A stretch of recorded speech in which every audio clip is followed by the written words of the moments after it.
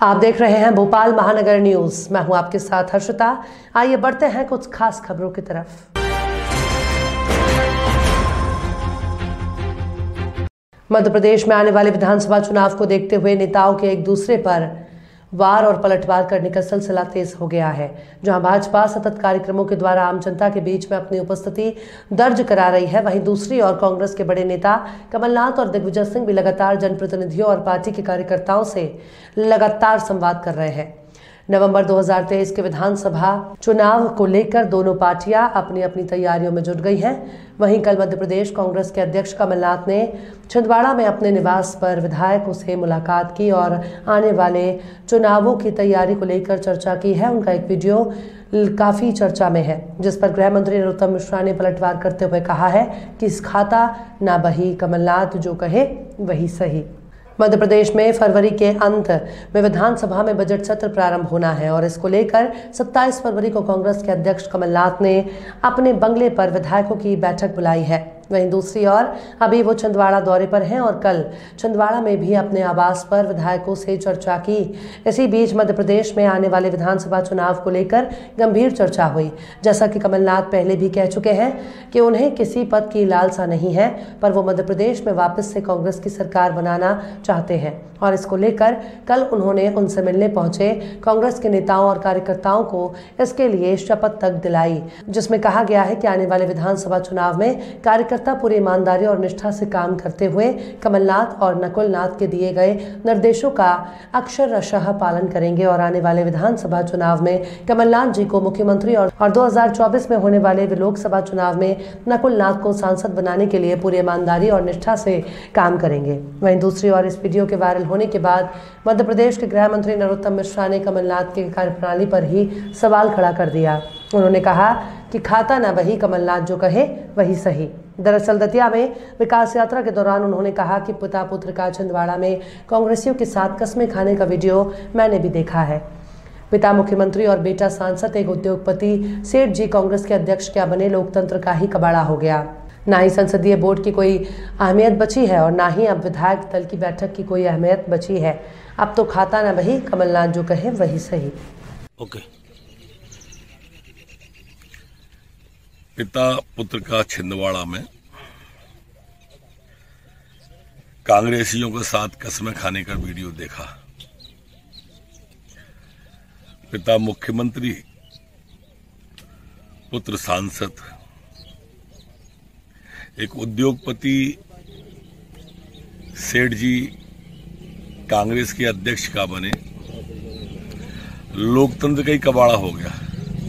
न संसदीय बोर्ड की अहमियत है और न ही विधायक दल की बैठक की कोई अहमियत आज बची है।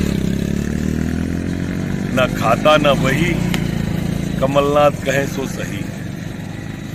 भारत में कितने कानून हैं? यदि आप ये सवाल करें तो हर कोई अचकचा जाएगा, क्योंकि हमारा संविधान इतने अधिक कानूनों का जनक है कि बस गिनते रहिए।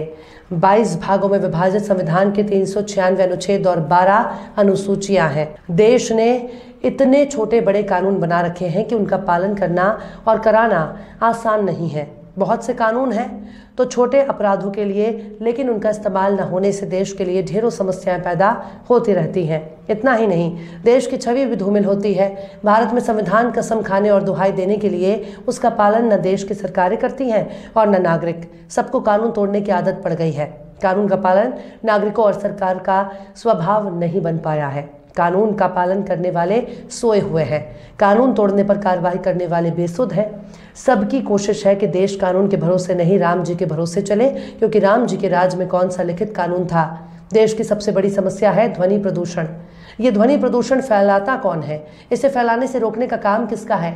और इस देश में ध्वनि प्रदूषण फैलाने के अपराध को कितनी गंभीरता से लिया जाता है?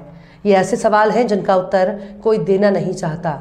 देश में जितने भी वाहन चालक हैं वे सबसे ज़्यादा ध्वनि प्रदूषण फैलाते हैं। हमारे देश में हॉर्न बजाना एक बीमारी है, जबकि दूसरे देशों में यह अपराध और सामाजिक बुराई। हमारे यहाँ इतने कर्कश हॉर्न है कि आपका सर भन्ना जाए। पिछले दिनों एक मोटरसाइकिल में अल्सेशियन कुत्ते की आवाज़ वाला हॉर्न सुनकर चौंक गए। अमेरिका से आए मेरे 2 छोटे पुत्र तो हॉर्न सुनकर उछल पड़ते हैं, क्योंकि उन्होंने अमेरिका में हॉर्न सुने ही नहीं है। देश की दूसरी समस्या है ध्वनि विस्तारक यंत्रों की। राजनीति हो, धर्म हो, समाज हो या व्यापार हो, सबकी ध्वनि विस्तारक यंत्र चाहिए। नेता बिना माइक और लाउड स्पीकर के बोल नहीं सकता।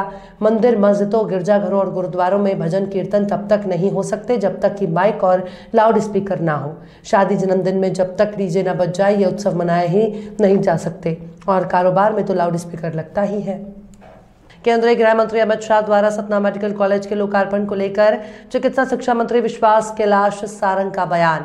पीएम मोदी का सपना है कि पूरे देश में मेडिकल कॉलेजों के माध्यम से डॉक्टरों के निर्माण के साथ ही टर्शरी संबंधित अस्पतालों की भी व्यवस्था करें। सीएम शिवराज ने इस संकल्प को निभाया है।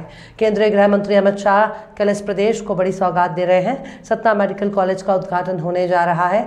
भूपेश बघेल के बयान पर चिकित्सा शिक्षा मंत्री विश्वास कैलाश सारंग ने निशाना साधा। भूपेश बघेल से छत्तीसगढ़ संभल नहीं रहा, वे भविष्य वक्ता ना बने।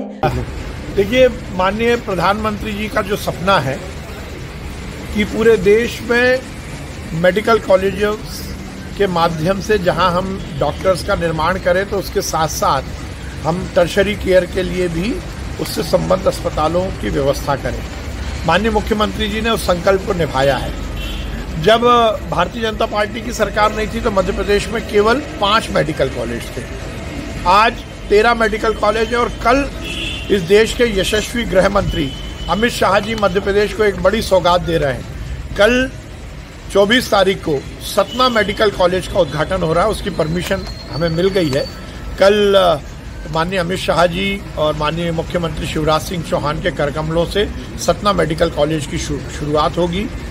उसको मिलाकर अब मध्य प्रदेश में 14 गवर्नमेंट मेडिकल कॉलेज हो जाएंगे। टोटल मिलाकर 25 मेडिकल कॉलेज गवर्नमेंट और प्राइवेट मिलाकर मध्य प्रदेश में हो जाएंगे, और गवर्नमेंट मेडिकल कॉलेज में 2205 MBBS की सीट हो जाएगी। 150 सीटों की बढ़ोतरी होगी। ये निश्चित रूप से मध्य प्रदेश के लिए एक बड़ी सौगात है। कल देश के यशस्वी गृह मंत्री अमित शाह जी और मध्य प्रदेश के मुख्यमंत्री शिवराज सिंह चौहान जी के कर कमलों से सतना मेडिकल कॉलेज की शुरुआत होगी। खर्च का जिक्र नहीं है, नकुलनाथ को सांसद बनाएंगे। अब देखिए ना, ये तो बात जिस परिवारवाद की बात हम कहते हैं वो स्थापित होता है। देश में है राहुल गांधी और सोनिया गांधी, प्रियंका गांधी और उनके जीजा राबर्ट वाड्रा, और मध्य प्रदेश में है सेठ कमलनाथ जी और उनके सेठ बेटे नकुलनाथ जी। इसके अलावा ना कांग्रेस है, ना कांग्रेस का कोई कार्यकर्ता है। ये वही कमलनाथ जी है जिनका विरोध अजय सिंह जी कर रहे हैं, ये वही कमलनाथ जी है जिनका विरोध अरुण यादव जी कर रहे हैं। अब कांग्रेस के कार्यकर्ता किस अथॉरिटी से कमलनाथ जी को मुख्यमंत्री का पद का दावेदार बता रहे हैं, ये उनसे ही पूछना पड़ेगा। और इस बार अरे भूपेश बघेल जी से छत्तीसगढ़ तो समझ नहीं रहा, वो अपनी फिक्र कर लें, वो इतने भविष्य वक्ता ना बने। और इस बार छत्तीसगढ़ में भी भाजपा की सरकार बनेगी, मध्य प्रदेश में तो बन ही रही है, छत्तीसगढ़ में भी भाजपा की ही सरकार बनेगी। तो दूसरा खबरों में फिलहाल इतना ही। और भी खबरों के अपडेट्स के लिए आप देखते रहिए भोपाल महानगर न्यूज।